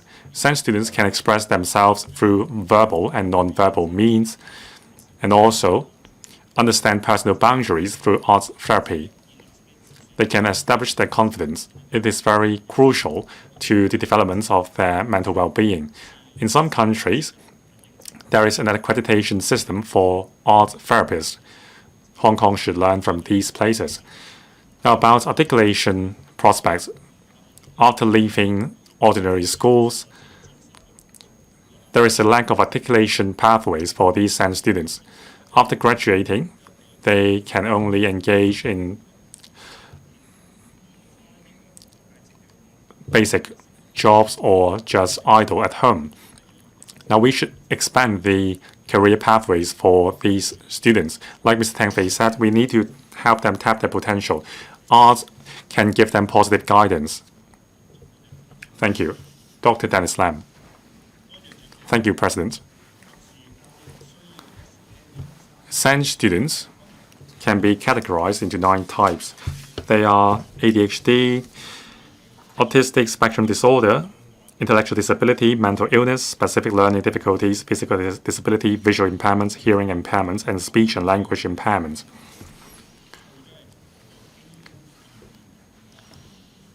Many SEN students display these issues because of their genetic makeup. Earlier on, the panel on health services conducted a duty visit to the Hong Kong Genome Center in the Science Park. They learned about the latest progress of the Hong Kong Genome Program, and it was discussed at the panel's meeting. Like I said, many SEN students may have mutation in their genetic makeups. The government should consider allocating more resources to help to provide SEN students with a comprehensive genome test. Now, by learning about the genetic makeup, it would be helpful for SEN students to understand the conditions. We need to understand the genetic makeup of SEN students in Hong Kong. Now, with the advancements in medical science, gene therapy is a new thing. If SEN students understand their mutation, and when there are suitable genetic therapeutic treatments, it can bring hope for SEN students. When they become adults, they would consider giving birth.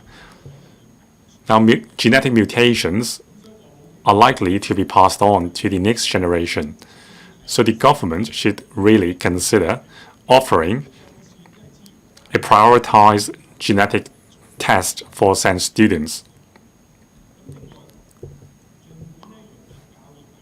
Also, despite the fact that integrated education has been put in place for many years in Hong Kong, many people in society still don't understand integrated education. Some people would treat SEN students differently. Now we should conduct a widespread educational campaign to ensure that SEN students are not people with issues. They just have special needs. We need to enhance the understanding displayed by individuals and corporations and help them identify SEN students sooner. I so submit I support the motion and the amendments. Thank you. Ms. Elizabeth Quat. Thank you, Chairman. I speak in support of Ms. Lillian Kwok's original motion and the amendment. President, there are more and more SEN students. According to the Education Bureau, in 2021-22, 67,000 students in Hong Kong were students with special educational needs. Comparing to a decade ago, there's been a 36% increase. The special educational needs come with different forms such as speech and hearing, language impairment, ASD, so on and so forth. They find it difficult to complete homework, for example. They have various learning difficulties. In light of their problems, we need experts to help them. These experts and teachers would have to be extra patient in answering their questions and helping them. However, we have all along had a manpower crunch in the teaching profession. We should make use of technology such as digital solutions and AI. After training the AI model, the system will be able to give you answers and they can go on and on. This is exactly what SEN student needs. That means we need to train SEN students to make use of AI to help them overcome learning difficulties. In fact, in recent years, different organizations have developed different projects making use of AI to help SEN students. The Chinese University of Hong Kong, for example, earlier developed a program involving AI to help pre-primary children with special educational needs to develop social skills and enhance their skills of expressing themselves. And we also make use of the facial recognition and recognition of gestures. There are also chatbots making use of AI to help train the social skills of these children. I understand that another AI chatbot will be introduced to help students very soon. Now, there are also university students developing another chatbot model to help those with emotional issues online. They will make use of this platform in the future to help SEN students focus and finish their homework. There are also collaboration between research companies and IT companies. Making use of a system, they can analyze the behavior and performance of SEN students so that tailor-made learning plans can be made for them. So we do need to harness technology. The government should actively collaborate with different institutions and organizations. We should make better use of AI. In order to develop an AI model, we need authentic data to help the model grow. If we could further extend the application of AI to help students, we can at the same time get more data to help develop the AI model. So there should be stronger collaboration between the two sectors. Technical guidelines should also be promulgated. We should promote the development of smart learning system for SEN students. Now, this is not only important to schools, it is also an important form of support for families with SEN students. Many families are frustrated. They are troubled by the learning difficulties of SEN students. They may turn to professionals and teachers for help to no avail, or that it would be very costly to do so. An AI education system can help provide guidance to SEN students and give advice to parents as well. This can also in turn train the AI model. It will become smarter. It can provide better support. So I believe the SENCO post holders and parents should look into this option and enhance the model for better learning outcomes. So, President, we should make use of technologies to help SEN students. I'm in strong support of Ms. Lillian KWOK's motion. I so submit. Does any other member wish to speak? Ms. Lillian KWOK, you may now speak on the amendment. Thank you, President. I really like to express my gratitude to Mr. Tang Fei for amending my motion, especially for stepping up the education for parents of SEN students.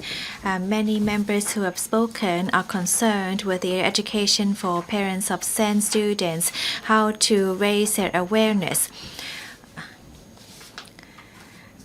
In parent education, we have just set up a framework, but for parents of SEN students, there is still a lot of room for improvement for such courses.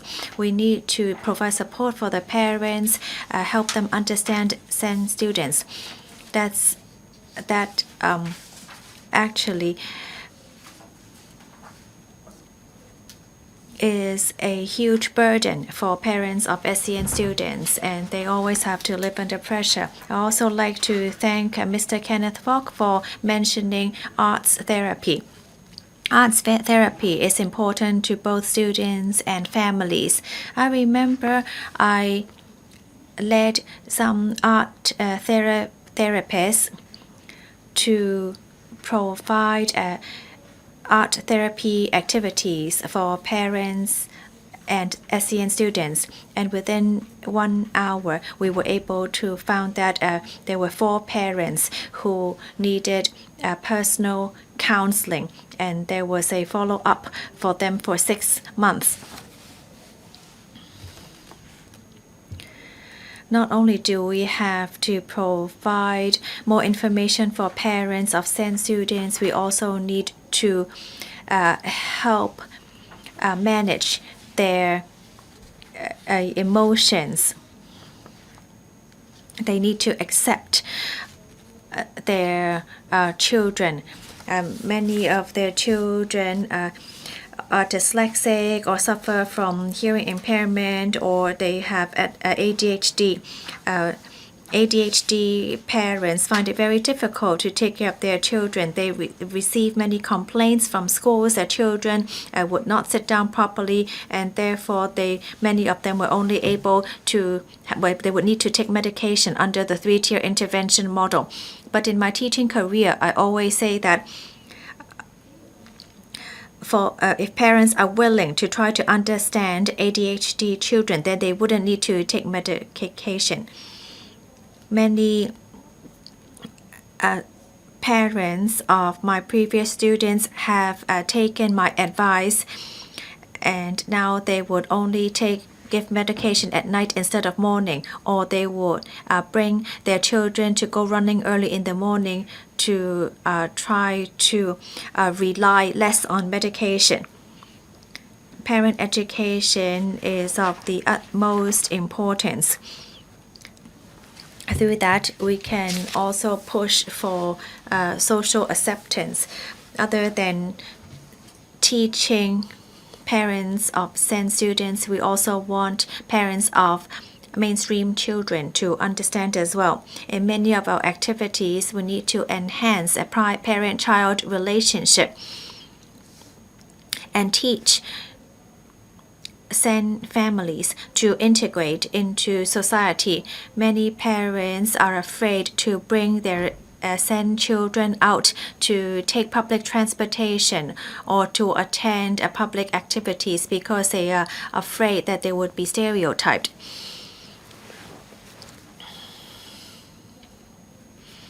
I really support what Mr. Tang Fei said. Parents' acceptance is important. Parents' understanding can really help them accept and tolerate their children. Mr. Benson Look also talked about education for all. Although we have been leading in SEN teaching in Asia for many years, and we promoted this at an early stage, but now we find that we are lacking behind. I hope that we'll be able to catch up quickly to try to change our methods and a way of thinking to help our children learn better, and each child will be able to learn and grow up in a happy environment. Secretary of Education. President, once again, I thank Ms. Lillian KWOK for her motion and the amendments moved by Mr. Tang Fei, as well as the invaluable views of other members. The government attaches great importance to the growing and developmental needs of SEN students. We care about their parents and carers. We strive to provide them with timely and adequate support. With years of hard work by schools and the government, an inclusive culture has taken root in campuses. Building on that basis, we will continue to enhance the support for SEN students and collaborate with schools in accumulation of good practices. Concerning members' concern on early identification and assessments for SEN students, and also transitioning from pre-primary schooling to primary schooling, we have been providing support to preschool institutions through cross-departmental collaboration to identify preschool children with behavioral issues and refer them for assessment. Also, with the help of registered doctors or psychologists, children under the age of 12 likely to have SEN can receive assessment services at child assessment centers run by the Department of Health. where rehabilitation and follow-up plans would be tailor-made for the children. They would be referred to rehabilitative services.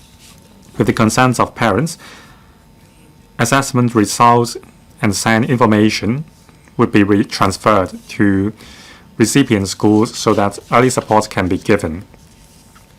And also, primary schools are required to establish adequate support plan according to the needs of the students. The summary of transition support for primary 1 students must be provided to parents. Concerning the concern on the waiting time for receiving an assessment at the Child Assessment Center, we understand the concern. We will follow up the matters with other policy bureaus. Members raised concern on the support model for SEN students. Currently, we provide the learning support grant to schools so that schools can flexibly deploy the resources considering the situation of the schools. The cross-professional team in schools include the SEN coordinator, SEN support teachers, counselors, teachers, school social workers, school-based educational psychologists, and school-based speech therapists. Professional support is available for SEN students, and also the students' progress is being recorded. And also, these strategies can be incorporated in the daily learning of the students. Concerning harnessing technology to support the learning needs of SEN students, the Education Bureau is actively exploring the use of auxiliary teaching tools and resources to help SEN students. We are going to roll out multimedia solutions and also digital teaching materials and also digital educational games to help parents and schools. Concerning the introduction of art or music therapies, AI, and also other new testing models, we will consider them seriously. Concerning how the government can ensure that the additional resources and manpower allocated to schools are dedicated to helping SEN students. To ensure that the money is well spent, we have explicitly required that the schools must communicate with parents in an open and transparent manner to help students and parents understand the school-based measures on helping SEN students. Under the self-evaluation mechanism of the School Development and Accountability Framework, schools must clearly set out the support services available at schools, including how the learning support grant is deployed to help SEN students. In the yearly school report, the school's integrated education policy and also the usage of the additional resources must be explained. The report must be uploaded to the school's website for scrutiny by stakeholders. Members of the EDB will pay regular visits to schools to guide schools in establishing sustainable supporting measures for students. Concerning equal learning opportunities and nurturing the culture of an inclusive campus, we have been collaborating with the relevant school sponsoring bodies and also other organizations. Schools embrace the principles of integrated education. Many schools reflect that the creation of the SEN coordinators post is a great help. They lead student support team to continuously plan, implement, and review the supporting measures. Concerning the implementation of policy measures and also building an inclusive school culture, we have collected many successful experiences which are shared on our SEN's website. In order to enhance the effectiveness of the IE policy, we pay regular visits to schools to provide professional advices on school policies, IE support measures, and also homeschool cooperation. Educational psychologists, educational audiologists, and school-based speech therapists provide various services for schools. At present, all ordinary secondary and primary schools are offered educational psychology services. They receive regular visits by educational psychologists to enhance the support for SEN students. On the level of school management, teachers and also students, supports are offered to schools. Also, the Education Bureau has been implementing the enhanced school-based educational psychology service to enhance the educational psychologist to school ratio to provide better help to students. Starting from 2023 and 4 academic year, more than 50% of public sector schools are receiving the enhanced service. Concerning the enhanced school-based speech therapy service, the Education Bureau has been creating the posts of school-based speech therapists in phases. Schools can form clusters in hiring school-based speech therapists to provide sustained support for students with speech impairments and help them develop their speech and communication skills. At present, the enhanced school-based speech therapist services have been fully implemented.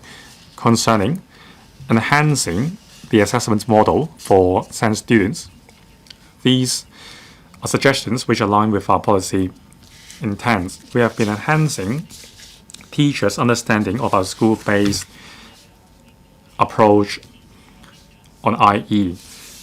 Concerning pre-service training for primary and secondary school teachers, we are providing the 3-tier curriculum for the teachers. Training targets are set. Schools are required to arrange for systematic enrollments of the teachers in these programs. In recent years, the number of enrollments has been rising. In 2017 and 18, there were just 4,000. In last year, the number has tripled. We have also increased the training quota to meet the training need. And also, we are arranging a 120-hour professional development program for new-to-role SEN coordinators. Concerning kindergarten teachers, under the kindergarten education scheme, each kindergarten has at least one teacher having completed the basic course.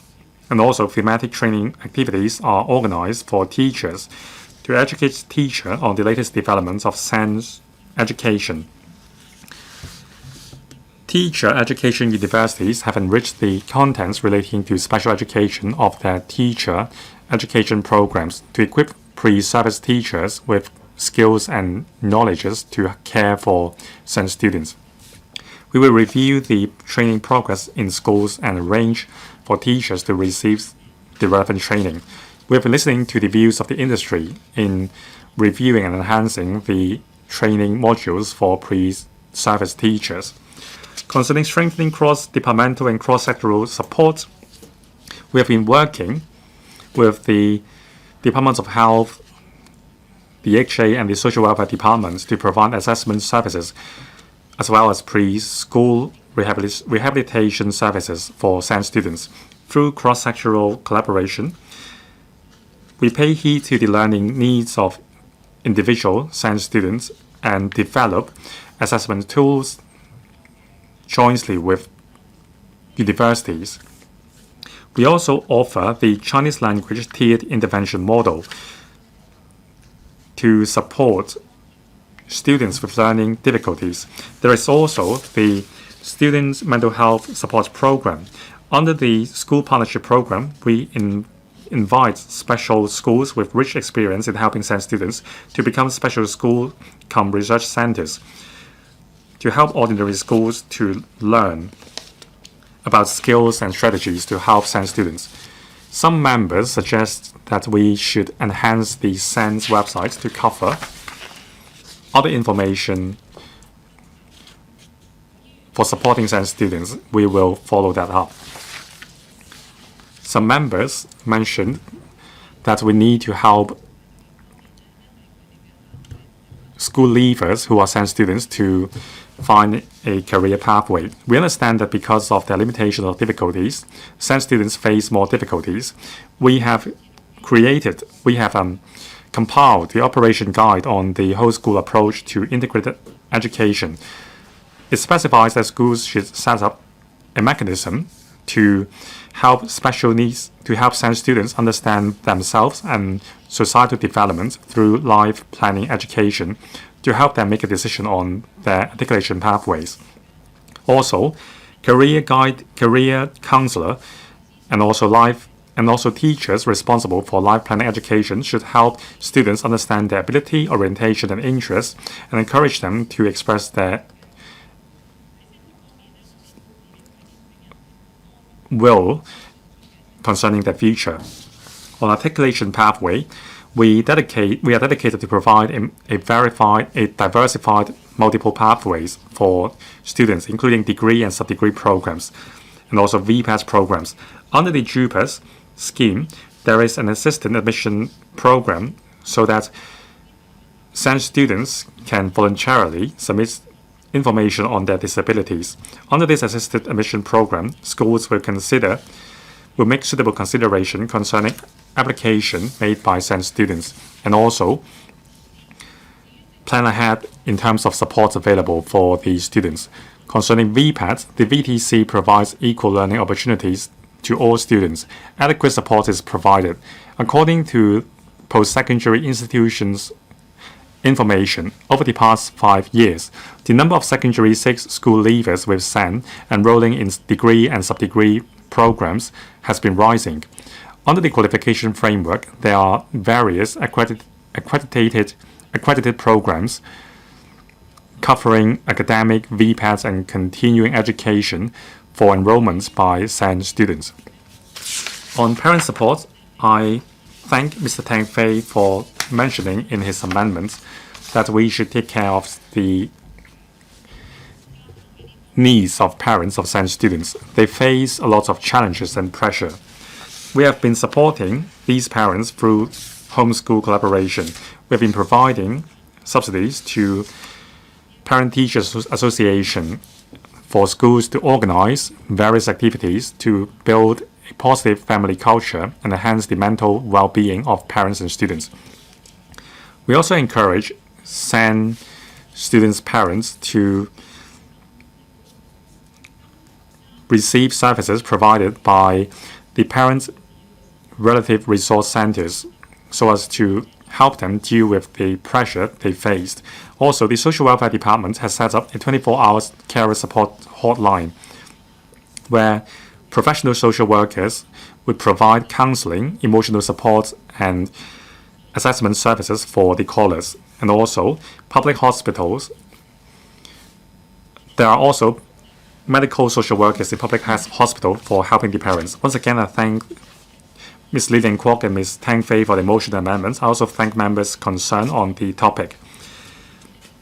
All along, schools have been showing limitless care and love to SEN students, and we have been taking care of the learning and developmental needs of SEN students on various levels.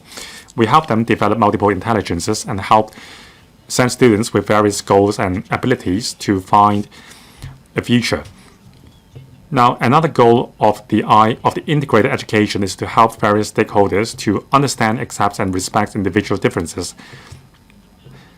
so that they will help care, understand, and respect each other. Now, we need a full hand-on-deck approach to achieve this. We believe that with the joint efforts of stakeholders as well as governments, departments, and stakeholders, we can provide adequate support for SEN students. The government will also continue to review the implementation progress of integrated education and listen to views of the industry. Whenever necessary and feasible, we will roll out enhancement measures to enhance the effectiveness of integrated education so that each SEN student can unleash their full potential. I so submit. Thank you, President. 現在請鄧飛 I now call upon Mr. Tang Fei to move an amendment. President, I move my amendment. I propose a question to you that Mr. Tang Fei's amendment be passed. I now put the question to you as stated. Will those in favor please raise their hands? Those against, please raise their hands. I think the question is agreed by majority of each of the two groups of members present. I declare the amendment passed. Ms. Lillian KWOK, you still have 42 seconds to reply, then the debate will come to a close. Ms. Lillian KWOK. Well, each child, I'm sure, have his or her own abilities. Well, about more than 10 years ago, I've already been helping SEN students to use pictures to help them to conduct assessments so that they will not be hindered by text. I have also been helping SEN students to be included in mainstream schools, and because they were not able to do that, some of them are actually now in jail because they went to commit crimes. So we really need to focus more on providing support to SEN students. We do not want tragedy to strike again. I would like to thank all members for all your speeches. Thank you. I now put the question to you that Ms. Lillian KWOK's motion as amended by Mr. Tang Fei be passed. Will those in favor raise their hands? Those against, please raise their hands. I think the question is agreed by majority of each of the two groups of members present. I declare the motion passed. The meeting is now adjourned. We'll now resume on July 10th at 11 a.m.